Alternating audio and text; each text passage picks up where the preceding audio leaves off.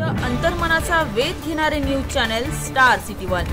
राज्यातील आणि देशातील राजकीय घडामोडी पाहण्यासाठी आणि इतरही बातम्या पाहण्यासाठी सबस्क्राइब करा स्टार सिटी वन। ती किती महागात पडले बघा। कारण आता हे सध्या दिवस चालले ते निवडणुकांचं वारं वाहतंय।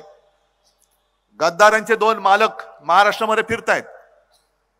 कोण गद्दार तुम्हाला माहिती आणि मालक कोण तेही माहिती आहेत। सरळ उघड सांगतो। कारण परवा मी जेव्हा पत्रकार परिषद घेतली तेव्हा मी बोललो की यापुढे मी जी काही टीका करणार आहे ते देशाच्या पंतप्रधानांवरती नसेल तर नरेंद्र मोदींवरती असेल। कारण देशाच्या पंतप्रधानांचा मी कधी अपमान करणार नाही, करू शकत नाही, करू इच्छित नाही। पण निवडणुकीमध्ये जर का ते येऊन एक तर तुमचा संबंध काय महाराष्ट्राशी, महाराष्ट्राच्या बाहेरचे आहात तुम्ही, आणि महाराष्ट्रामध्ये येऊन जी शिवसेना प्रमुखांनी भूमिपुत्रांच्या न्याय हक्कासाठी स्थापन केली, तिला जन्म दिला, त्या शिवसेनेला तुम्ही नकली म्हणता। अरे नकली शिवसेना म्हणाले ती काय तुमची डिग्री आहे की काय? ही काय तुमची डिग्री आहे? ही नकली आहे पण आहे।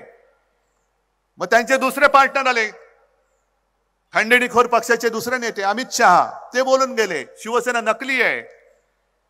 बोला तुम्ही, पण मी तुम्हाला जे भारतीय जनता पक्षाला म्हणतोय की हा भाडखाऊ जनता पक्ष आहे,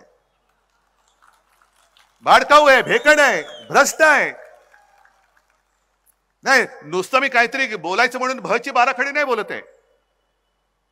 मी भेकड एवढ्यासाठी म्हणतोय की ज्या पद्धतीने त्यांनी आपले गद्दार फोडले, ईडी, इन्कम टॅक्स, सीबीआयचं बंदूक लावली त्यांच्या डोक्यावरती आणि घेऊन गेले। या इथूनच पालघर बंदच गेले ना ते सुरतेला। म्हणूनच मी पालघर मध्ये आलोय, बघू याच्या पुढे कोण गद्दार जाऊ शकतो गुजरातला, तेच बघायला आलोय।